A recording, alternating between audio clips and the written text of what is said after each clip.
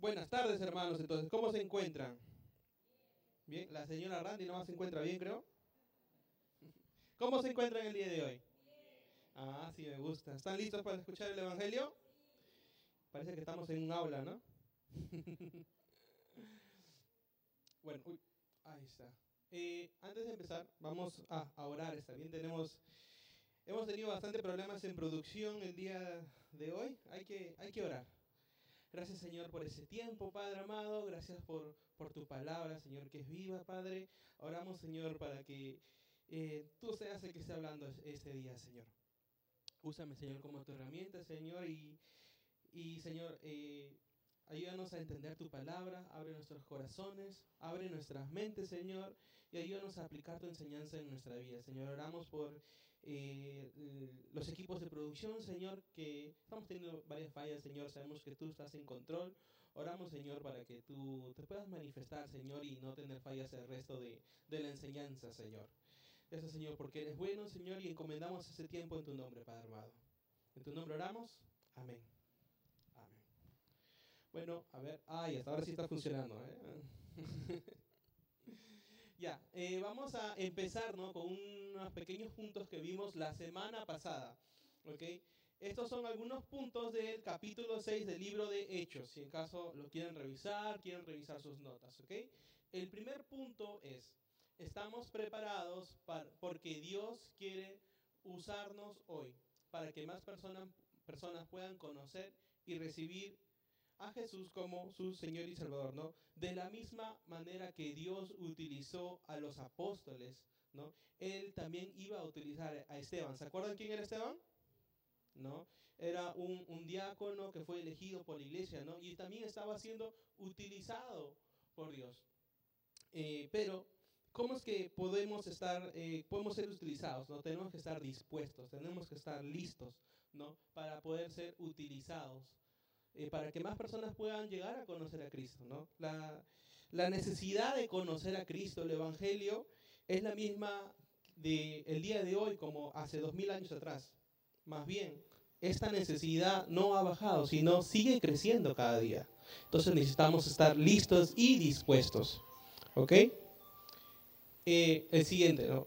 Dios no llama a los calificados, Él califica a los llamados. Entonces, ¿a qué se quiere referir esto, no? Que Dios llama a los que están disponibles y Él los equipa, ¿no? Déjame decirte algo esta noche, no es una confesión, no es que como que nadie lo hubiera sabido, pero si ustedes me preguntan a mí, Mark, ¿qué títulos tienes para poder enseñarnos el día de hoy a nosotros la palabra de Dios, ¿no? Porque hay teólogos, ¿no? Lo cual es muy bueno. Pero la realidad es que, no les voy a engañar, yo no tengo ningún título. Pero venir y enseñarles a ustedes no se trata de cuántos títulos yo pueda tener en una pared. No, se trata de hacerle caso al llamado que Dios tiene para nosotros, ¿no? Depende en el llamado que Dios tiene personalmente para cada uno de nosotros. Y si Él tiene ese llamado, Él te va a preparar, ¿no? Él te va a equipar. Lo mismo pasó con los apóstoles. ¿Qué títulos tenían los apóstoles? Ninguno, ¿no? Uno podría decir, pero ellos solo eran pescadores. ¿Qué formación tenían los apóstoles? No, la mayoría de ellos pescaba para vivir. Entonces no es que tenían el mayor conocimiento, pero ellos estaban dispuestos. No, cuando Jesús lo llamó, quisieron, yo te voy a seguir, Jesús. Yo voy a recibir esta llamada como vimos anteriormente, ¿no? Y Dios los equipó, ¿no? Eso es lo que vemos luego, por ejemplo, en Hechos, ¿no? Cuando Pedro habla a la multitud y 3000 llegan a ser salvados. Es una preparación, ¿no?, que Dios ha hecho en la vida de los apóstoles y depende también de cada uno de nosotros, ¿no? Queremos escuchar el llamado que Dios nos está llamando. Y si Dios nos está llamando a algo, que Él tiene un propósito diferente para cada uno de nosotros, Él te va a equipar. ¿Ok? Siguiente. Tomamos la decisión de hacer a Jesús nuestro Señor y Salvador una vez. Sin embargo, tomamos la decisión de seguirlo servirlo y vivir para Él todos los días, ¿no? Vivir para Jesús es una decisión diaria, ¿no? De hacerlo nuestro Señor y Salvador es una decisión de una vez, que lo aceptamos como nuestro Señor y Salvador. Pero seguirlo es una decisión que uno debe tomar diariamente. ¿Okay? La realidad es que muchas personas nos podemos olvidar de seguirlo, de obedecerlo, ¿no? Porque es una decisión que tenemos que tomar diariamente, ¿no? Su palabra dice, ¿no? Para seguir a Jesús tenemos que levantar nuestra cruz diariamente y seguirlo. Okay. Ahora vamos a ver con estos puntos. Este es el siguiente punto. Nuestra condición sin Cristo es la de pecadores, transgresores, culpables y condenados, enemigos de Dios. Esto es lo que somos sin Cristo. Pero hay buenas noticias. Nuestra condición con Cristo es la de santos, libres de culpa y sin ninguna falta. Cuando aceptamos a Jesús como nuestro Señor y Salvador, Dios no me mira a mí, a Mark, no, un pecador, culpable, transgresor, un condenado, enemigo de Dios, sino cuando estamos con Cristo, Él mira a su Hijo, Él mira a Jesús, ¿no? Él está libre de culpa, no tenía ninguna falta, no tenía ninguna mancha, ¿no? Él fue el sacrificio perfecto. Entonces debemos recordar eso, que somos nuevas criaturas en Cristo Jesús. Esa es nuestra condición con Cristo. ¿Okay? Entonces, el día de hoy vamos a ir a un nuevo capítulo, que es el libro, si pueden ir sus Biblias al libro de Hechos, capítulo 7. ¿Okay? Vamos a ir al libro de Hechos, capítulo 7. Y en este capítulo vamos a ver sobre quién. ¿Se acuerdan de quién hablamos? Esteban, ¿no? ¿Qué es lo que había pasado con Esteban en el capítulo anterior? Esteban había sido llevado ante el Concilio Supremo, ¿no? ¿Se acuerdan? Entonces, vamos a seguir hablando el día de hoy sobre nuestro amigo Esteban, pero vamos a hablar un poquito más de él en este momento, en esta introducción, ¿no? Esteban fue elegido ¿por quién? Por la iglesia, ¿no? Ordenado por los apóstoles, ¿no? Vemos que Esteban era alguien que lleno de sabiduría, Esteban era alguien lleno del Espíritu de Dios, ¿no? Esteban tenía una muy buena reputación en la iglesia, por eso es que fue elegido como diácono y para ver sobre las viudas, ¿se acuerdan o no? Entonces, ¿qué es lo que había pasado con Esteban, con este hombre lleno de la sabiduría de Dios, lleno del Espíritu de Dios? Esteban se había ido a la sinagoga para predicar la palabra. Pero, ¿qué había sucedido aquí? Habían otras personas que estaban, digamos, argumentando en contra de Esteban, estaban discutiendo, tal vez, no sé, pero estaban hablando, estaban ahí contra Esteban, por así decirlo, y Esteban tenía una sabiduría, ¿no? Esteban estaba lleno del Espíritu y todo lo que decía Esteban no podía ser refutado por esos hombres. Pero ¿qué es lo que había pasado? ¿No? Que estos se quedaron picones, por así decirlo. Y no querían perder. Entonces, ¿qué es lo que habían hecho? Habían contratado a unos hombres para que mientan en contra de Esteban, ¿no? Unas mentiras estaban diciendo. Entonces, esto llegó a los seguidores del pueblo, de los líderes religiosos. Entonces Esteban fue llevado ante el Concilio Supremo para ponerlo en juicio. Eso es lo que vamos a ver el día de hoy. Disculpen. Ahí que estamos. Ya bueno, vamos a leer Hechos, capítulo 7, versículo 1. Y dice, entonces el sumo sacerdote le preguntó a Esteban, ¿son ciertas estas acusaciones? Primero empezamos, ¿no? ¿A dónde fue llevado Esteban? Ante el Concilio Supremo, ¿no? En otras palabras, el Sanedrín, ¿no? El Sanedrín estaba conformado por 71 personas, ¿okay? Entre ellos eran fariseos, saduceos y el sumo sacerdote. Eran 71 en total. Entonces, el que lideraba este grupo era el sumo sacerdote, que es quien está haciendo esta pregunta a Esteban. ¿Son ciertas estas acusaciones? Y yo diría que estas personas, ¿no? Este grupo de Sanedrín eran los mismos incluso que que enviaron a Jesús a la cruz, porque no había pasado mucho tiempo. Entonces el sumo sacerdote le pregunta a Esteban, ¿no?, sobre estas acusaciones que están haciendo en contra de él. Y ahorita vamos a ver cuáles eran estas acusaciones que habían hecho en el capítulo 6. Si quieren verificarlo, lo voy a poner cada uno con versículos, ¿no? Una de ellas que estaban haciendo estas acusaciones en contra de Esteban era blasfemar en contra de Moisés. La siguiente era blasfemar en contra de Dios. Hablar en contra del santo templo. Hablar en contra de la ley de Moisés y cambiar las costumbres que Moisés transmitió. Todas estas las pueden encontrar en el capítulo 6 y ahí están todos los versículos de cada una. ¿Okay? Entonces, estos eran los cargos en contra de Esteban. Estas eran las mentiras, ¿no?, que habían dicho estas personas para poner a Esteban en juicio frente al Concilio Supremo, ¿no?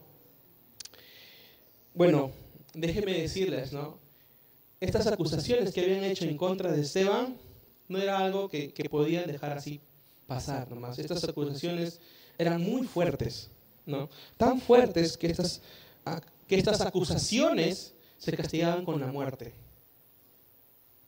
Entonces vemos que aquí estas personas, ¿no?, que idearon este plan querían deshacerse de Esteban. ¿Cuáles eran las consecuencias de estas acusaciones? Podemos ir a Levítico 24, capítulo 24, de 14 a 16. Saca al blasfemo fuera del campamento y diles a los que escucharon la maldición que pongan las manos sobre la cabeza del blasfemo. Después permite que toda la comunidad lo mate a pedradas. Dile al pueblo de Israel, los que maldigan a su Dios serán castigados por su pecado. Todo el que blasfeme el nombre del Señor morirá apedreado por toda la comunidad de Israel. Cualquier israelita de nacimiento o extranjero entre ustedes que blasfeme el nombre del Señor será ejecutado. Entonces Esteban está en juicio por unas acusaciones que eran mentiras, pero lo que le iba a suceder no iba a ser de mentirita.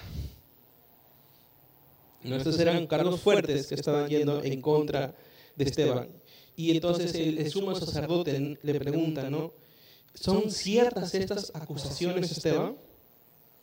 Y me hace pensar, ¿no?, como cristianos muchas veces seremos acusados por hacer lo correcto en frente del Señor. ¿Qué es lo que estaba haciendo Esteban? Él estaba predicando en la sinagoga, estaba predicando sobre las buenas nuevas, ¿no? Y me hace pensar, ¿no?, algunas personas podrán decir mentiras acerca de nosotros para arruinar nuestra reputación, ¿no? Otras veces las personas van a transgiversar lo que decimos, nos van a girar todo el sentido de que decimos. Y creo que eso era lo que estaba pasando con Esteban. No, lo que él había dicho, lo más seguro es que lo habían transgiversado, le habían cambiado el sentido para decir, no, él está blasfemando en contra de Dios, él está blasfemando en contra de Moisés, él está blasfemando en contra del santo templo, ¿no?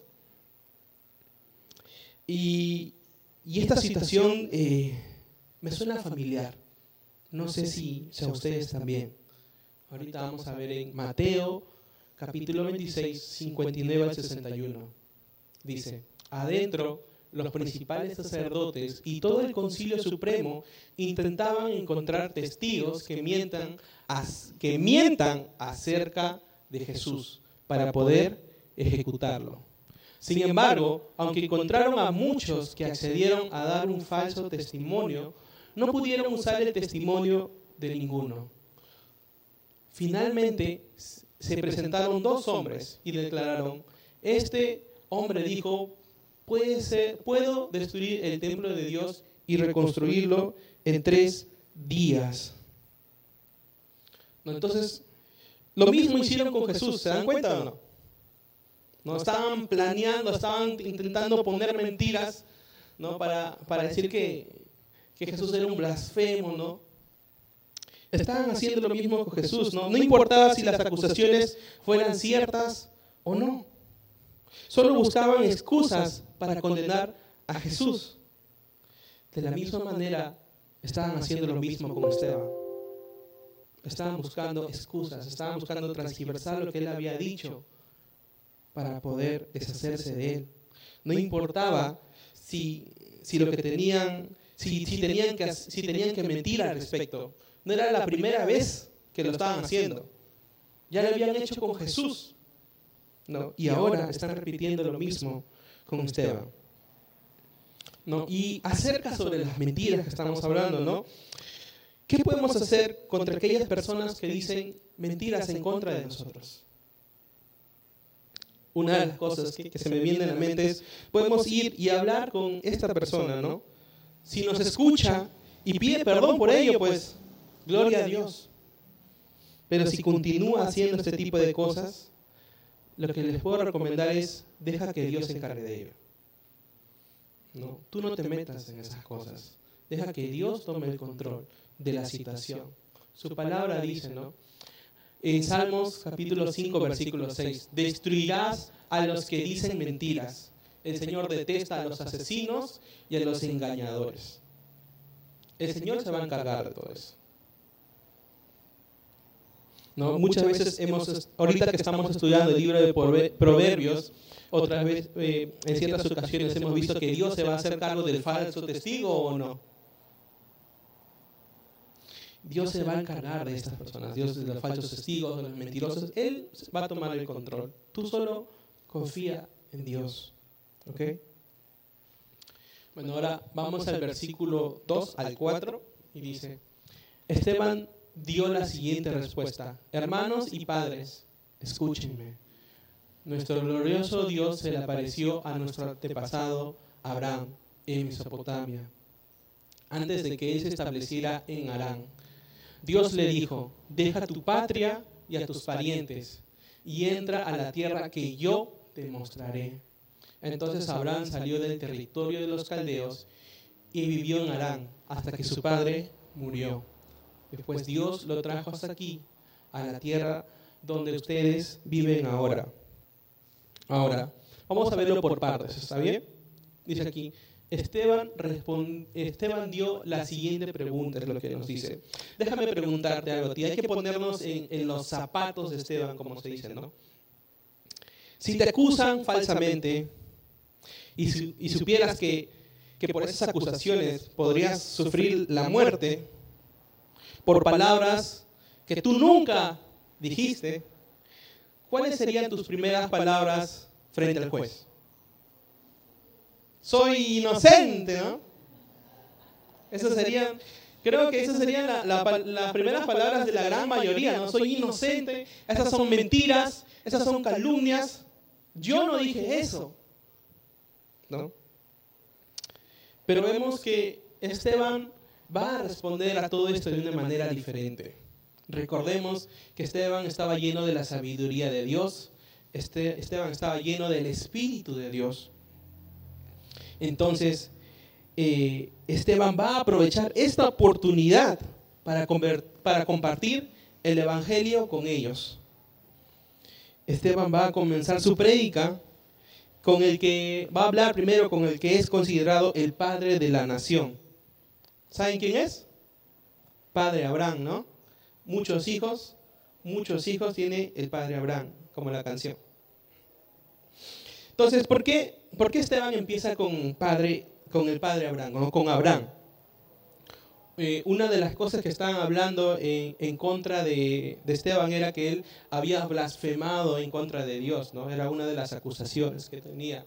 Y aquí él comienza diciendo, ¿no? Nuestro glorioso Dios se le apareció a nuestro antepasado Abraham, ¿no? Es para querer indicar que él va a estar hablando, ¿no? del mismo Dios de Abraham, del mismo Dios que ellos dicen seguir. Otra cosa que veo es que, ¿no? Abraham era muy respetado, ¿no? Él era considerado el padre de la nación, era considerado el padre de la fe. Y entonces vamos a ver un poco más acerca de la vida de Abraham, ¿ok? Así que vamos a retroceder al libro de Génesis, capítulo 12, versículo del 1 al 3. El Señor le había dicho a Abraham: deja tu patria y a tus parientes y a la familia de tu padre y vete a la tierra que yo te mostraré.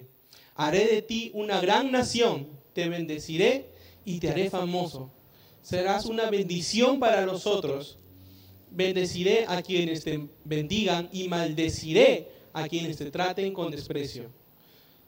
Todas las familias de la tierra serán bendecidas por medio de ti. Entonces vemos aquí, ¿no?, que el primer nombre o el nombre original que tuvo padre Abraham era Abram.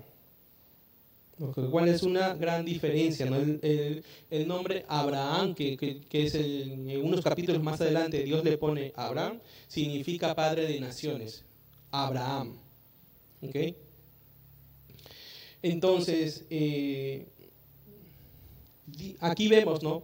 Vamos a ver la fe de Abraham y todo lo que Dios le está pidiendo. Una de las cosas que Dios le está pidiendo a Abraham era que deje su tierra, ¿no?, que es su patria, que deje a sus parientes y a la familia de su padre.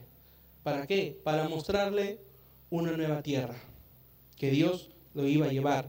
Déjenme comentarles lo que cuando Dios le dice esto a Abraham, y cuando él decide obedecer a Dios, él tenía 75 años. Chibolito, ¿no? Entonces, hay que ponernos a pensar en esto, ¿no? ¿Quién estaría dispuesto a dejar su patria, su tierra, su familia a los 75 años? No, está difícil, ¿no? No veo ninguna mano levantada. Es algo difícil.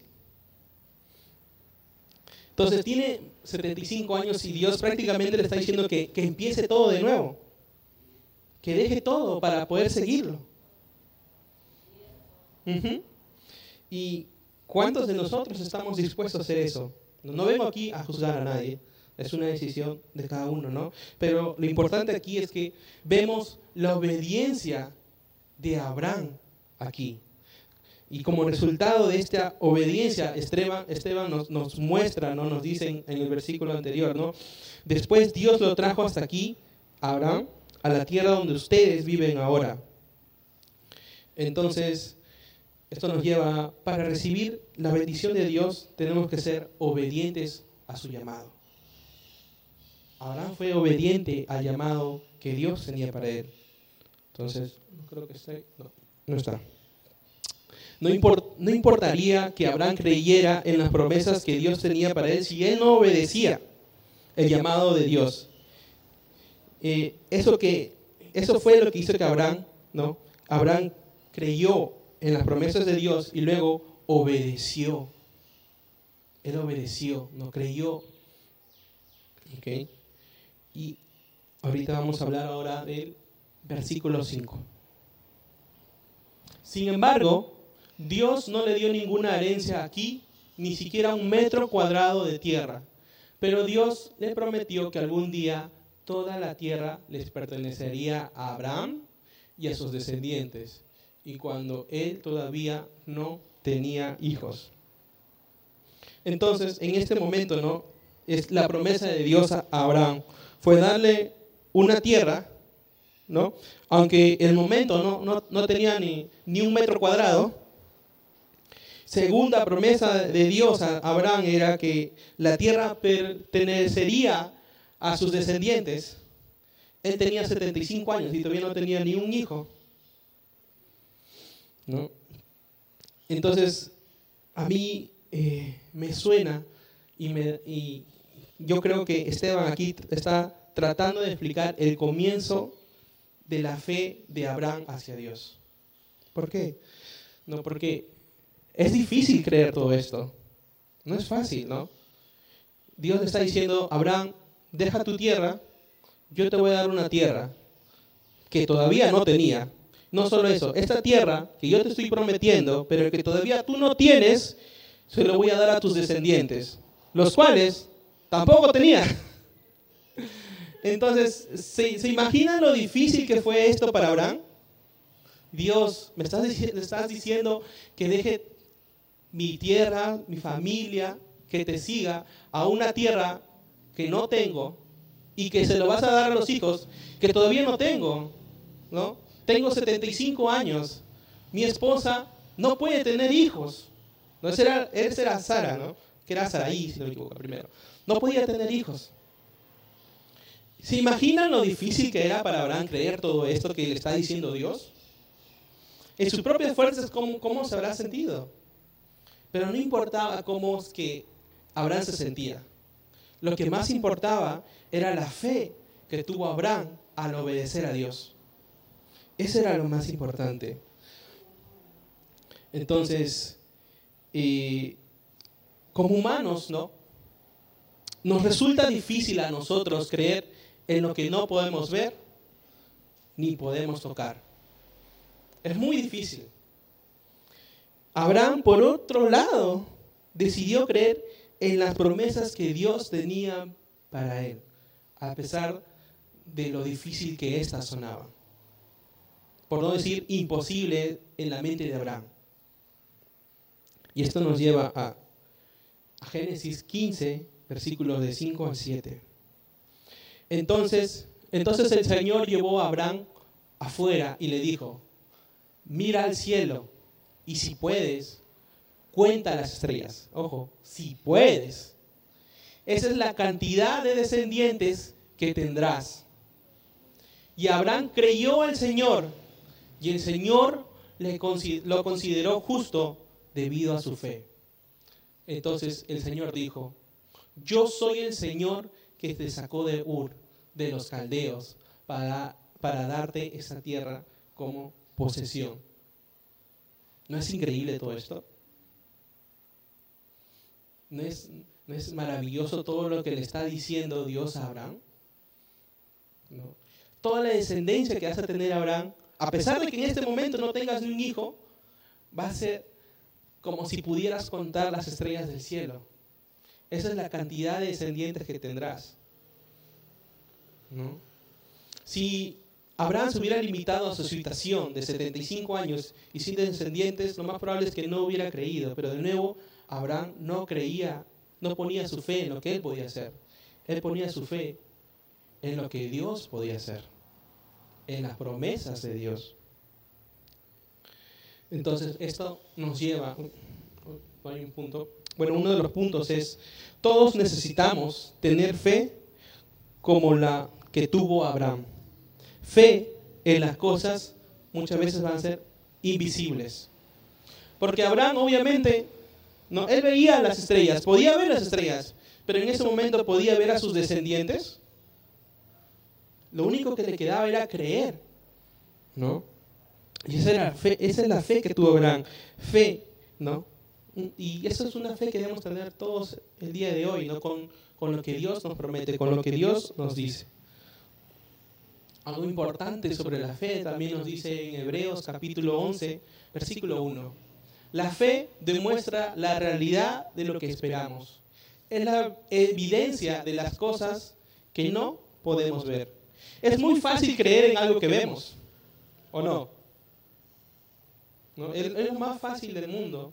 Pero ahí es donde mostramos nuestra obediencia, es donde mostramos nuestro sometimiento hacia Dios, al creer en las cosas que no podemos ver, al creer en sus promesas, que sus planes son buenos para nosotros, ¿no? Entonces, fe es la evidencia de las cosas que no podemos ver. Y eso es lo que vemos en la vida de Abraham, que él confió en todo momento en Dios.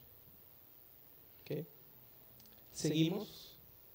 Versículo 6. Dios también le dijo que sus descendientes vivirían en una tierra extranjera, donde serían oprimidos como esclavos durante 400 años. Pero yo castigaré a la nación que los esclavice, dijo Dios, y al final saldrán de allí y me adorarán en este lugar. Entonces, ¿qué es lo que sucede acá, no? O sea, Dios me está prometiendo que me vas a dar descendencia como el número de estrellas en el cielo. Me estás prometiendo que que voy a tener, ¿no?, una tierra.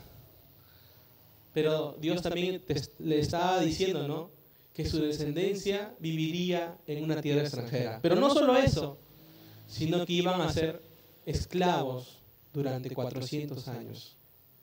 No es algo fácil, ¿no? ¿Quién estaría dispuesto a ser esclavo? Esclavo para Cristo, sí. Y vamos a ver un poquito más sobre esto, ¿está bien? Es en Génesis capítulo 15, versículos del 13 al 14. Después el Señor dijo a Abraham: ten por seguro que tus descendientes serán extranjeros en una tierra ajena, donde los oprimirán como esclavos durante 400 años. Pero yo castigaré a la nación que los esclavice y al final saldrán con muchas riquezas. Recordemos que todo esto lo está diciendo Stephen, ¿no? Nos está mostrando todo lo que pasó el padre Abraham, ¿no? Y todo esto lo saca del Antiguo Testamento. Entonces vemos aquí, ¿no?, que lo que podemos ver acá en este versículo, ¿no?, que va a haber veces que el plan de Dios va a ser difícil. Pero las buenas noticias es que Dios sigue siendo bueno. Aunque su pueblo esperó 400 años, ¿no?, que los cuales eran esclavos, Dios liberó a su pueblo de Egipto en su tiempo perfecto. No es que Dios no lo podía rescatar, no es que Dios no tenía el poder para poderlos liberar. Muchas veces es difícil creer en el plan de Dios, pero este era su plan y debemos creer que Dios siempre es bueno, a pesar de las circunstancias. ¿Okay? Y esto también nos lleva a Éxodo capítulo 6, versículo del 6 al 8. Por lo tanto, dile al pueblo de Israel: yo soy el Señor. Te libertaré de la opresión que sufres y te rescataré de la esclavitud en Egipto. Te remidiré con mi brazo poderoso y con grandes actos de justicia. Te tomaré como pueblo mío y seré tu Dios. Entonces sabrás que yo soy el Señor, tu Dios, quien te ha liberado de la opresión de Egipto. Te llevaré a la tierra que juré dar a Abraham, a Isaac y a Jacob. Te la daré a ti como tu posesión exclusiva. Yo soy el Señor. Entonces aquí vemos que Dios mismo está reafirmando, ¿no?, lo que Él ya había dicho que iba a hacer. Y les está diciendo, ¿no?, tú te liberaré de esta opresión, ¿no? Te remidiré con mi brazo poderoso. Te tomaré como pueblo mío. Tú sabrás que yo soy el Señor tu Dios. Y no solo eso, te liberaré de la opresión. Te llevaré a la tierra que juré dar a Abraham, ¿no? Te la daré a ti como tu posesión exclusiva. Yo soy el Señor, de nuevo. Entonces, esto nos muestra también que las promesas de Dios muchas veces van a tomar tiempo. Pero quiero que tengas por seguro, ¿no?, si tú confías en el Señor, si estás viviendo una vida, ¿cómo se dice? A righteous life, honorosa, una vida justa, ¿no? Dios va a cumplir sus promesas, Dios va a cumplir lo que Él te ha prometido. ¿Okay? Y esto nos lleva, ¿no?, ¿por qué podemos creer en Dios? ¿Por qué podemos creer en sus promesas? Que a pesar de que han pasado 400 años, ¿no?, ¿por qué podemos seguir creciendo, ¿no?, si se abandonó a su pueblo por 400 años supuestamente, ¿no? Podemos creer en Dios porque su misma palabra dice en Números 23:19: Dios no es un hombre, por lo tanto, no miente. Él no es humano, por lo tanto, no cambia de parecer. ¿Acaso alguna vez habló sin actuar? ¿Alguna vez prometió sin cumplir? Hermanos, Dios, de nuevo, no, Dios no es humano. Él no miente, no es como nosotros, ¿no? Él no cambia de parecer, ¿no? Y es lo que estamos viendo ahorita, ¿no? Cómo cómo sacó a su pueblo. No es que él no podía, sino él había prometido que los iba a sacar, a pesar del tiempo que tenían que esperar. ¿No? Puede ser difícil todo ese tiempo de espera. A nadie le gusta esperar, ¿o sí? No, queremos las cosas para ayer, si es posible. ¿No? Pero debemos confiar en el Señor. ¿Okay? Esto nos lleva a otro versículo, que es en Génesis 17, versículo del 9 al 14. Entonces Dios le dijo a Abraham: es tu responsabilidad creer las condiciones del pacto. Bueno. Tanto tú como todos tus descendientes tendrán una responsabilidad de por vida. Este es el pacto que tú y tus descendientes deben cumplir. Todo varón de ustedes debe ser circuncidado, debes cortar la carne del prepucio como señal del pacto entre tú y yo. A ver, un momentito. Alex, un favor, ¿puedes poner el versículo 8? Ahí se saltó un versículo para poder explicarles este versículo. Versículo 8, agrégale ahí, por favor.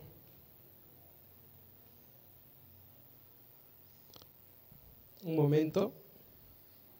Bueno, los que tienen su Biblia pueden ir al capítulo 7, versículo 8, para poder explicar ese versículo, por favor. Déjeme, acá lo tengo. Muy bien, se los voy a leer. ¿Está bien? Se los voy a ir leyendo. Hechos capítulo 7, versículo 8. En aquel entonces Dios también le dijo a Abraham el pacto de la circuncisión. Así que cuando nació su hijo Isaac, Abraham lo circuncidó al 8º día. Y esa práctica continuó cuando Isaac fue padre de Jacob, cuando Jacob fue padre de los 12 patriarcas de la nación israelita. Entonces, este versículo 8, ¿de dónde viene? ¿De dónde proviene? Proviene de aquí, de Génesis, versículo...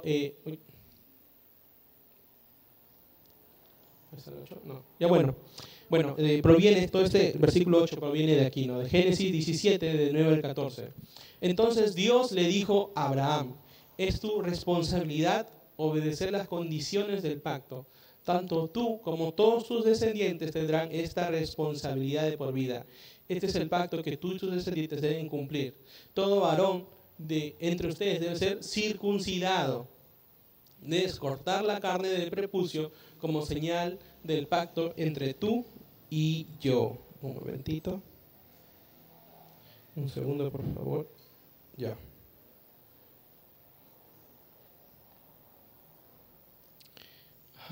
Y luego sigue. Alex, siguiente slide. Bueno, les voy leyendo. Era hasta el 14, está en el 11, voy a ir leyendo el 12. De generación en generación, todo varón debe ser circuncidado al 8º día de su nacimiento. Esto incluye no solamente a los miembros de tu familia, sino también a los siervos nacidos en tu casa y a los siervos extranjeros que hayas comprado. Todos deben ser circuncidados. Llevarán en su cuerpo la marca de mi pacto eterno. Todo varón que no sea circuncidado será excluido de la familia del pacto por romper el pacto. Bueno, ahí está el 14, ¿no? Entonces, ¿qué quiere decir todo esto de la circuncisión, de este pacto que están haciendo con Dios, ¿no? Entonces, aquí Dios, ¿no? Por primera vez Dios le dijo a Abraham algo que él tenía que hacer, ¿no? Como muestra de relación del pacto que tenía Dios con Abraham. Entonces le dijo a Abraham y a sus descendientes que debían tomar, ¿no?, como señal de pacto este acto de circuncisión, que demostrará el pacto de fe que tenía Abraham y Dios. Ese era el propósito de esta circuncisión, ¿ok? Entonces, de nuevo, la circuncisión era una señal de que los descendientes, ¿no?, habían recibido el pacto de Dios por medio de la fe, ¿ok? Y a veces salen estas preguntas, ¿no? Que voy a ser un poco claro, voy a hablar un poquito, ¿no? A veces las personas se preguntan, entonces, ¿el día de hoy me tengo que circuncidar? ¿No me tengo que circuncidar? ¿No? ¿Cómo es, Mark? Entonces, déjenme decirles, ¿no?, que este fue un pacto específico para el pueblo judío. ¿Okay?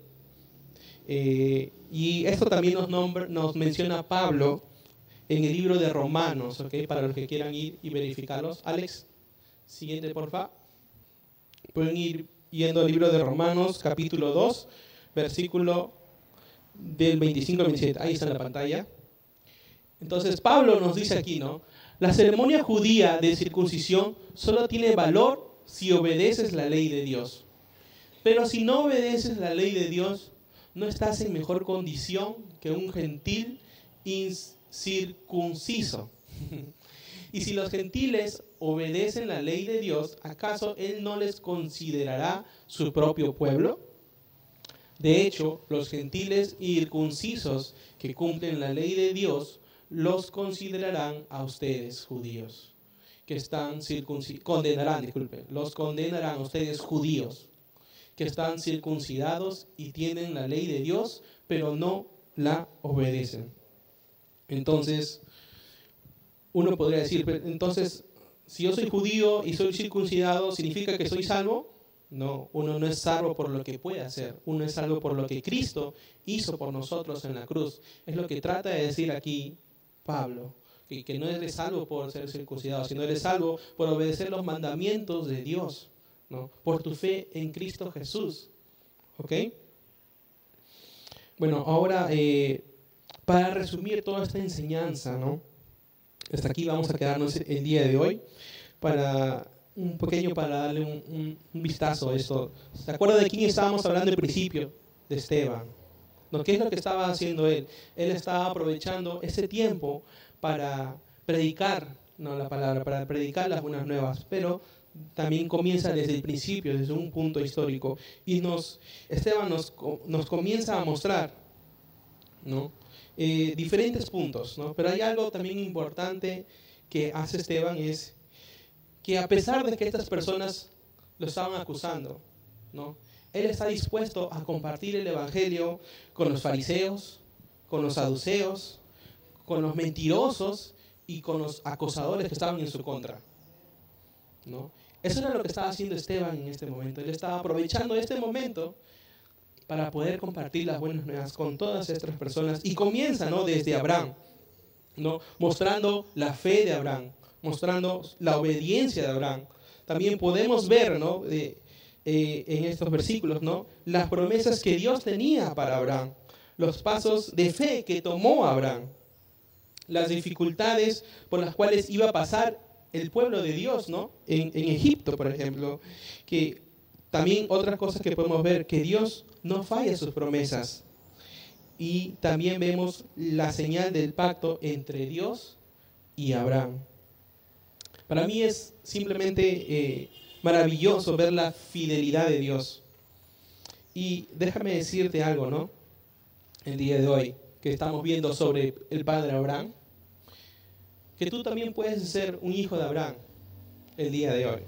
Me puedes decir, Mark, ¿cómo es eso posible? Yo no soy judío, yo no me he circuncidado, ¿cómo es que puedo ser hijo de Abraham?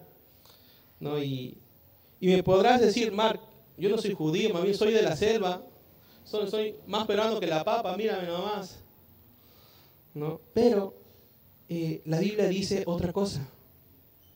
En Gálatas capítulo 3, versículo del 7 al 9, dice, así que los verdaderos hijos de Abraham son los que ponen su fe en Dios. Es más, las Escrituras previeron este tiempo en el que Dios haría justos a sus ojos a los gentiles por causa de su fe. Dios anunció esa buena noticia a Abraham hace tiempo, cuando le dijo, todas las naciones serán bendecidas por medio de ti. Así que todos los que ponen su fe en Cristo participarán de la misma bendición que recibió Abraham por causa de su fe. Un momentito que pase. Entonces, podemos recibir todas estas bendiciones ¿no? que fueron, o todas estas promesas que fueron para Abraham, si ponemos nuestra fe en Cristo. Podemos llegar a ser hijos de Abraham para poder recibir todas estas promesas si decidimos poner nuestra fe en Cristo, ¿no? Y el día de hoy nosotros tenemos un nuevo pacto que no es de circuncisión, sino es un pacto nuevo que tenemos con Jesús, ¿no? ¿Quién no quiere recibir estas bendiciones que recibió Abraham? ¿Quién no quiere ser considerado un hijo de Abraham? Yo sí. ¿Ustedes? Veo las manos abajo, pero de nuevo, ¿quiénes quieren recibir estas bendiciones? Pero para recibir estas bendiciones, recordemos, toma fe y obediencia. Recuerden eso, ¿no? Y si el día de hoy todavía no has aceptado tu fe, no has aceptado a Cristo como Señor y Salvador, no has puesto tu fe en Él, Él está con los brazos abiertos, ¿no? Arrepintiéndote de tus pecados y reconociéndolo como tu Señor y Salvador. Eso es lo que puedes hacer para poder convertirte en un hijo de Abraham. ¿Okay? Eso es todo. Vamos a orar para terminar, ¿está bien? Señor, muchas gracias, Señor, por las promesas que tienes, Señor. Muchas gracias porque tú eres bueno a pesar de las circunstancias, Señor. Ayúdanos a confiar en ti, Padre. Ayúdanos a confiar que todo lo trabajas para tu gloria, para tu bien, Señor. Ayúdanos a creer, Señor, en las promesas que tienes, a pesar de que no las podemos ver. Ayúdanos a creer en tus promesas que a pesar de que no las podemos tocar, Señor, sabemos que tú no eres hombre para mentir, tú no eres humano para fallar, Señor. Tú no cambias de pensamiento, Padre. Sabemos que tú eres bueno, Padre amado. Ayúdanos a confiar en ti, Señor. Ayúdanos a tener la fe como la tuvo Abraham, Señor, de creer sin ver, Señor. Ayúdanos a confiar en ti, Señor. Te damos muchas gracias por este tiempo que hemos tenido para escuchar tu palabra, Padre. Oramos, Señor, para que podamos aplicar todo esto en nuestras vidas, Señor. Que no se quede como un conocimiento más. Gracias, Señor, porque eres bueno por este tiempo, Padre amado. En tu nombre oramos. Amén. Muchas gracias, hermanos, por venir el día de hoy, ¿no? Recuerden que tenemos también discipulados, en caso quieren aprender más, ¿no? Hay muchos líderes que están disponibles. También les quiero recordar que tenemos, a ver, no sé si estará acá ya el último. Bueno, es otro slide, pero es el mismo. ¿No? El Día de Familia como iglesia, que vamos a ir a Sinerguía, ¿no? El 1 de marzo. Recuerden que los adultos tienen un costo de 45 y los niños de 25, ¿no? Muchas gracias por haber venido, ¿no? Los animo a que sigan buscando al Señor diariamente. ¿Okay? Muchas gracias.